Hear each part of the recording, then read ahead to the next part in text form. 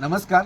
आजचा माझा व्हिडिओ असणार आहे ऊस उत्पादक शेतकऱ्यांसाठी. आज ही अनेक शेतकरी ऊसाला आळवणी व फवारणी देण्याचे टाळतात, ज्यामुळे त्यांच्या उत्पादनात घट होते व त्यांच्या ऊसाला पुढे जाऊन अनेक रोग व किडींना सामोरे जावे लागते.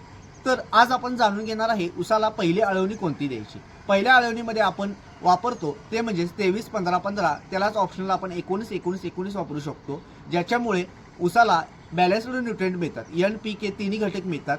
नायट्रोजनमुळे ऊसाला उंची व काळोखी येते. फॉस्फरसमुळे त्यांच्या मुळांच्या वाढीस चालना मिळते व पोटॅशमुळे स्टंप जाड होते. त्याच्याबरोबर आपण घेतो ते म्हणजे क्लोरो 20%. क्लोरो 20%मुळे जमिनीत जर एखादी कीड असेल किंवा हुमणीचा प्रादुर्भाव असेल तर तो कमी होतो.